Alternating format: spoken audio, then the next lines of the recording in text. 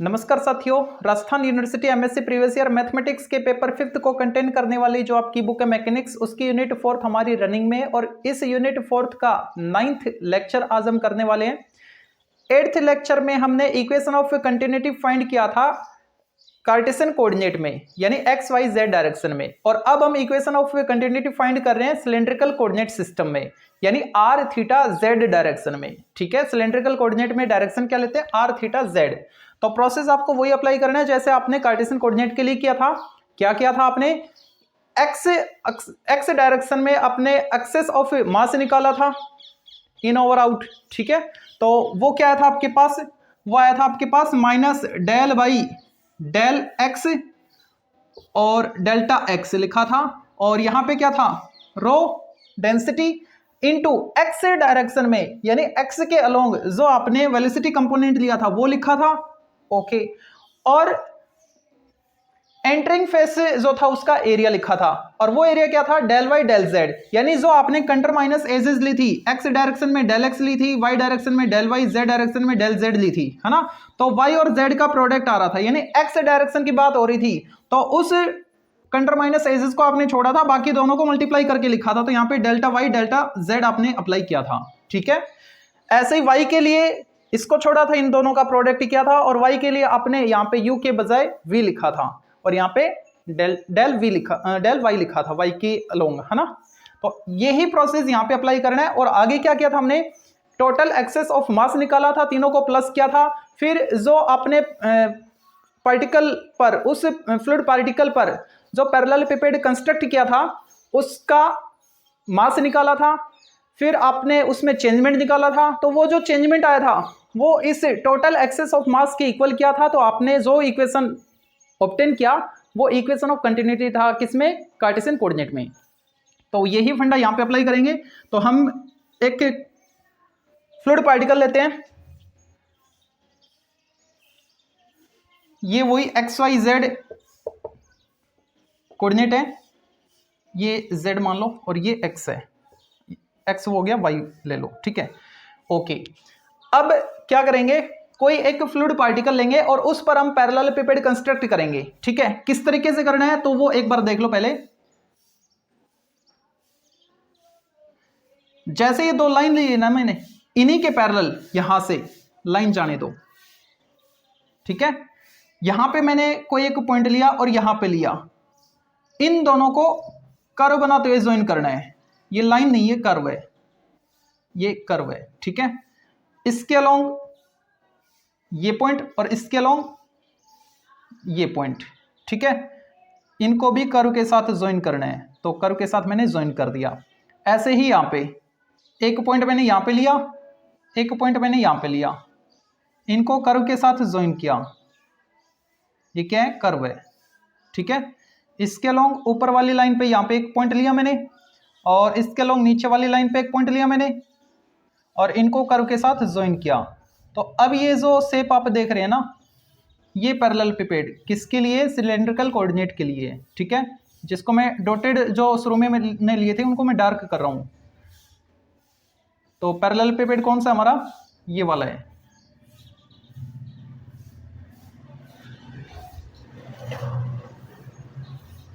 ये वाला।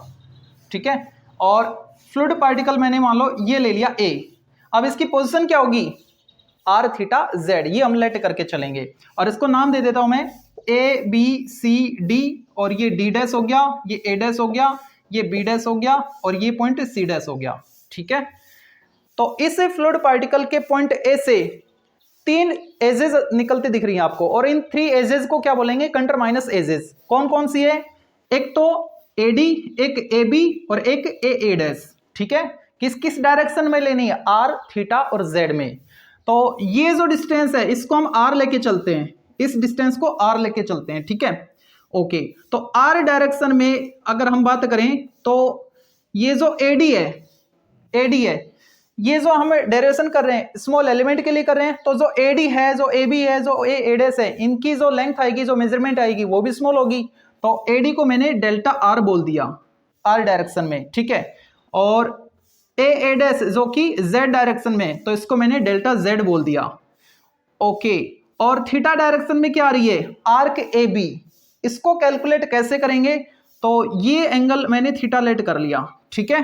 तो ये जो लाइन है ना, ये रोटेट होके यहाँ पे आ रही है, तब कर्व बन रही है, ठीक है। तो स्मॉल एलिमेंट की बात हो रही है, तो एंगल भी कितना आएगा, स्मॉल एंगल आएगा, उसको मैंने डेल्टा थीटा बोल दिया, ठीक है। और ये हमको पता था कि ये डिस्टेंस कितनी है, आर है।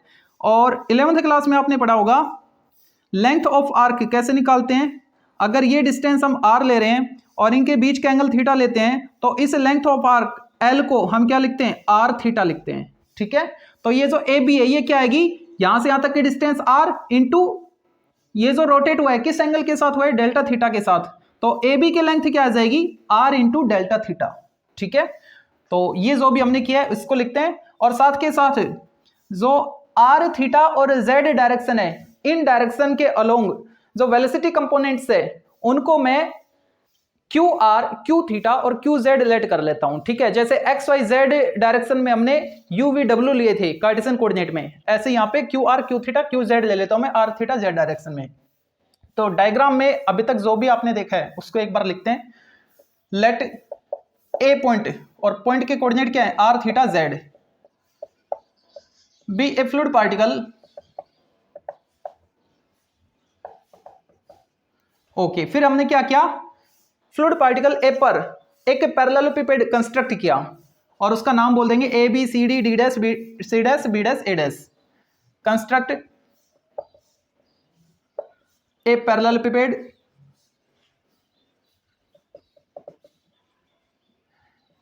ए B C D D dash C dash B dash A dash whose conterminous edges are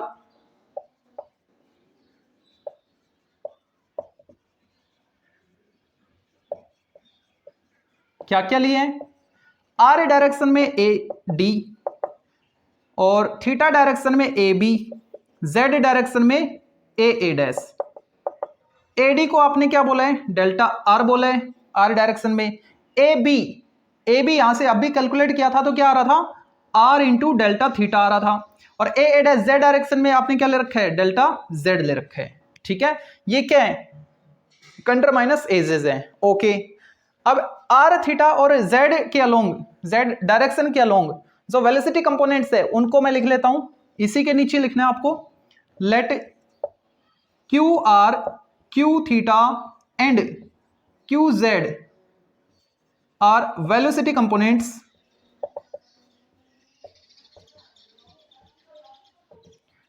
along r theta and z directions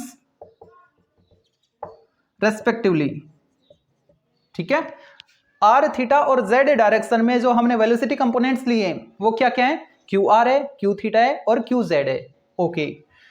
अब हमको क्या करना है, r डायरेक्शन में एक्सेस ऑफ मास कैलकुलेट करना है, थीटा डायरेक्शन में कैलकुलेट करना है, z डायरेक्शन में कैलकुलेट करना है, फिर तीनों को प्लस करेंगे, ठीक है। और उसके बाद वो प्लस क्या हुआ, इक्वल आना चाहिए, किसके इक्वल आना चाहिए, चेंज इन मास के। चेंज इन मास निकालने से पहले आप इस पैरेललोपिपेड का मास कैलकुलेट करोगे, फिर इसमें चेंज ऑफ मास निकालोगे, यानी डेल बाई डेल टी करके, ठीक है। तो वो डेल बाई डेल टी करके इसका जो मास आएगा उसको हम टोटल एक्सेस ऑफ मास के इक्वल करेंगे, ठीक है। तो सबसे पहले हम आर डायरेक्शन में एक्सेस ऑफ मास निकालते हैं, फिर थीटा डायरेक्शन में निकालेंगे और फिर जेड डायरेक्शन में निकालेंगे, ठीक है। तो निकालते हैं एक्सेस। अच्छा, इसकी डेंसिटी वो तो आपने ली नहीं अभी, उसकी रिक्वायरमेंट है ना, तो उसको भी लिखो। Let density of a fluid equal rho. Density क्या लेट की है मैंने, रो लेट की है, ओके। अब हम निकाल पाएंगे आर थीटा और जेड डायरेक्शन में एक्सेस ऑफ मास। तो क्या लिखें, excess of mass in over out along किस डायरेक्शन में, आर डायरेक्शन में, अलोंग आर डायरेक्शन। तो आर डायरेक्शन में excess of mass in over out क्या आएगा, देखो जैसे हमने एक्स डायरेक्शन में एक्सेस ऑफ मास निकाला था इन ओवर आउट, वो क्या आया था हमारे पास, एक बार फिर से देखो, minus del by del x लिखा था और यहाँ पे डेल्टा एक्स लिखा था, यहाँ पे डेंसिटी रो लिखी थी और एक्स डायरेक्शन में जो वेलोसिटी कंपोनेंट था उसको लिखा था, और यहाँ पे क्या आया था, एरिया आया था किसका? एंट्रिंग फेस का, ठीक है। यानी एक्स डायरेक्शन में निकाल रहे हैं तो एक्स डायरेक्शन में जो आपने कंट्र माइनस एजेस ली थी उसको छोड़ा था, बाकी दोनों को कंट्र माइनस एजेस को मल्टीप्लाई किया था, यानी डेल्टा वाई डेल्टा जेड लिखा था, ठीक है। तो वही हम यहाँ पे फंडा अप्लाई करने वाले हैं। तो क्या लिखे? Minus del y, r direction है तो डेल्टा डेल आर, और अंदर क्या आएगा? इसको मैं रफ कर देता हूं। अंदर क्या आएगा? डेंसिटी रो, आर डायरेक्शन में वेलोसिटी कंपोनेंट आपने क्या लिया है? क्यू आर, ठीक है, ओके। यहां पे कंट्र माइनस एजेस जो है आपके पास, ठीक है, इन कंट्र माइनस एजेस में से आर डायरेक्शन में जो कंट्र माइनस एजेस है उसको छोड़ दो, बाकी दोनों को मल्टीप्लाई करो तो क्या आएगा? Are delta theta delta Z, okay. किसके रिस्पेक्ट में पार्शियल डेरिवेटिव हो रहा है? आर के रिस्पेक्ट में, तो इनको मैं अंदर ही रखूंगा, इनको तो बाहर निकाल सकता हूं ना। अच्छा, और यहां पे क्या आएगा? डेल्टा आर हो आएगा ना, डेल्टा आर, जैसे इसमें डेल्टा एक्स था, ठीक है, ओके। तो मैं इनको रो के साथ इनको अंदर रख रहा हूं, बाकियों को बाहर कर रहा हूं, ठीक है। तो क्या लिखे? Minus del rho r q r, और नीचे डेल आर, और बाहर क्या आएगा? Delta r delta theta delta Z, ठीक है, ये बार आ गया। तो हमने आर डायरेक्शन में तो एक्सेस ऑफ मास निकाल लिया, अब थीटा और जेड डायरेक्शन में भी निकालेंगे। तो इसको मैं रफ कर देता हूं, हेडिंग को तो छोड़ देता हूं ताकि आपको पता रहे क्या कर रहे हैं।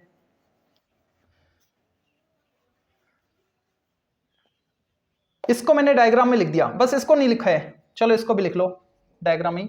ए बी क्या है हमारे पास? आर डेल्टा थीटा, बाकी ए डी है आपके पास, ए डैश आपके पास, ठीक है।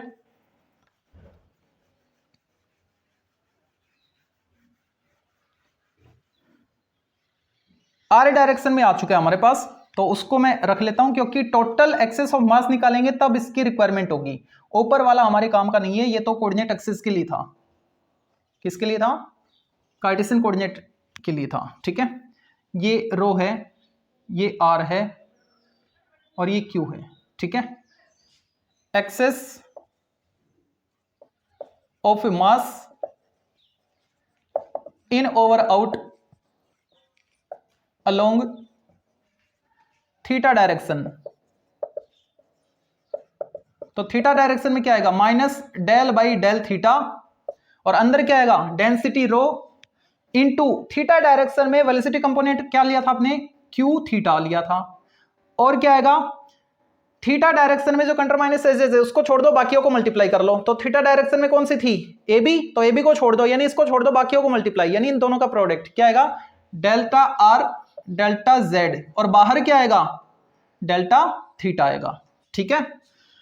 थीटा के रेस्पेक्ट में हो रहा है तो थीटा वाली टर्म को अंदर रखेंगे रो के साथ, बाकियों को इन दोनों को बाहर कर सकते हैं। तो क्या लिखे? Minus del rho q theta upon del theta into del r del theta del z, multiply में आगे पीछे कैसे मल्टीप्लाई कर सकते हैं इनको, ठीक है।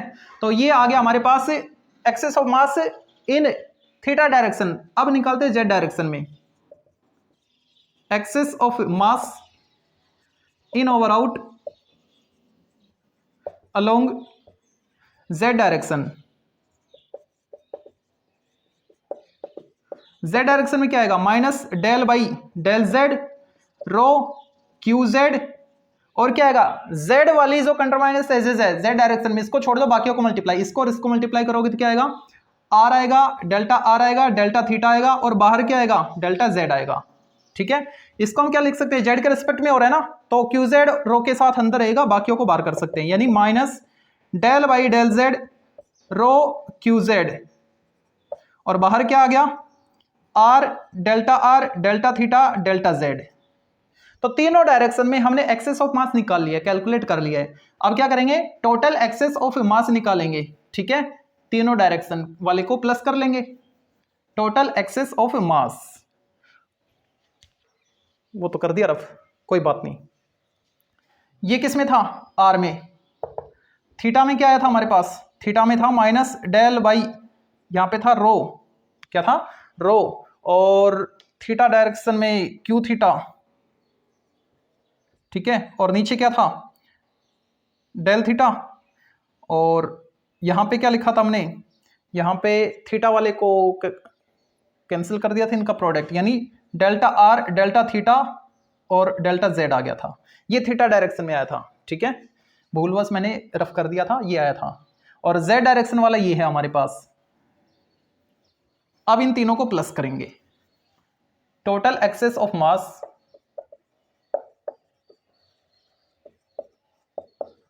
इन ओवर आउट,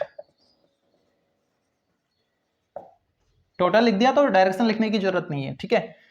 क्या करें, तीनों को प्लस, तो माइनस सभी में कॉमन है, मैंने माइनस कॉमन ले लिया। और क्या करते हैं, जब हम इसका मास निकालेंगे ना तो density into product of coterminous edges लिखेंगे, तो वहां पे आर भी आ रहा है, तो ऐसा करो आर यहां से भी कॉमन ले लो आप, ठीक है। आर को मैंने कॉमन ले लिया, माइनस कॉमन ले लिया, और del r del theta, delta r delta theta और डेल्टा जेड सभी में वो भी कॉमन आ जाएगा, यानी आर और कॉमन लिया मैंने, ठीक है। तो यहां से अगर मैं आर कॉमन लूंगा तो क्या आएगा मेरे पास, माइनस तो कॉमन आ चुका, 1/r del rho r q r by del r. अब आप बोलोगे सर आर तो यहां पे था, तो 1/r लिखने की रिक्वायरमेंट क्यों थी, जरूरत क्यों थी। देखो यहां पे हम आर के रेस्पेक्ट में कर रहे हैं, ठीक है, तो आर के रेस्पेक्ट में इसका डिफरेंशिएशन होना बाकी है, इसलिए हम इसको एज इट इज लिख रहे हैं, ठीक है। आर को अलग से डिवाइड कर दिया हमने, ओके। हाँ, अगर ये आर के रेस्पेक्ट में नहीं होता तो इसको भी बाहर ले लेते, जैसे कि इसमें लेंगे हम बाहर, किसमें, इस वाले में बाहर लेंगे, ठीक है। क्यों, क्योंकि इसमें जेड के रेस्पेक्ट में हो रहा है, तो आर को हमने कॉमन ले रखा है, ठीक है।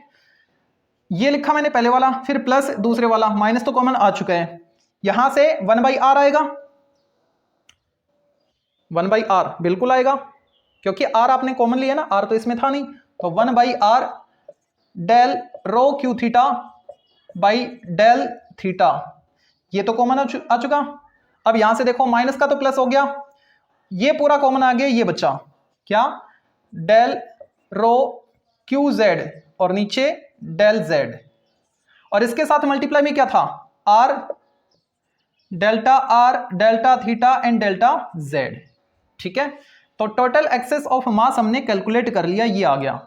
फिर अब हमको क्या करना है, ये जो पैरेलल पिपेड है इसका भी कोई ना कोई तो मास होगा ना, वो कैलकुलेट करेंगे, फिर उसमें चेंजमेंट निकालेंगे, उस चेंजमेंट को इसके इक्वल रखेंगे, ठीक है।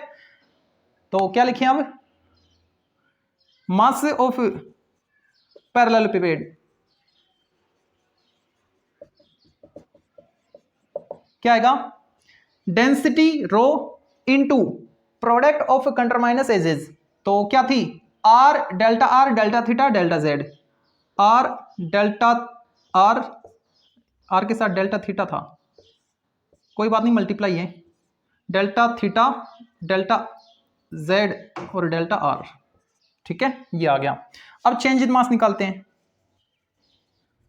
Change in mass of parallelepiped क्या आएगा, डेल बाई डेल टी कर देंगे, rho R delta theta delta Z, ठीक है, चेंज इन मास आ गया। अब यूज करेंगे हम law of conservation of mass, वो क्या कहता है, total excess of mass equal change in mass, using law of conservation of मास।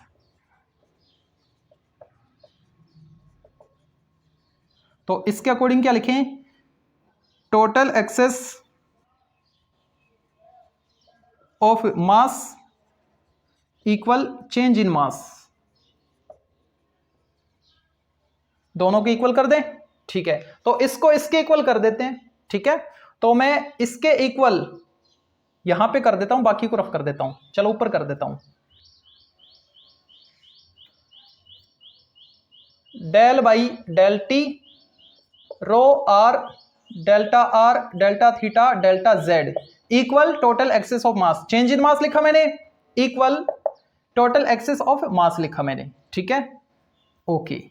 अब इनको थोड़ा सोल्व करते हैं, और इक्वेशन जो भी आएगा हमारे पास वो क्या होगा, equation of continuity in cylindrical coordinate, ठीक है, आर थीटा जेड डायरेक्शन में।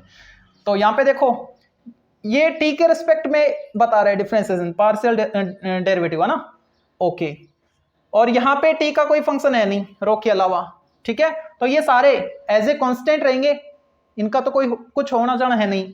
तो ये are delta theta delta Z इस पूरे से कट आउट कैंसिल हो जाएगा, ठीक है। तो क्या बचा आपके पास, del rho by del T, और ये पूरी टर्म जो कि नेगेटिव है, ये जैसे ही लेफ्ट साइड आएगी तो इसका साइन चेंज हो जाएगा, तो हमको क्या मिलेगा equation, del rho by del t, ये इधर आके पॉजिटिव हो गया, 1/r del rho r q r by del r plus 1/r del rho q theta upon del theta plus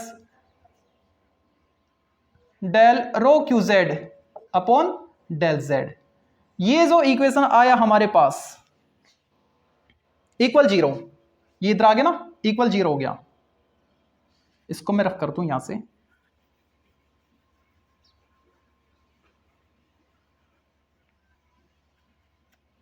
equal 0। तो ये जो फाइनल इक्वेशन आया हमारे पास, ये किसका इक्वेशन है? Equation of continuity in cylindrical coordinate, ठीक है, which is the equation of continuity in cylindrical coordinate.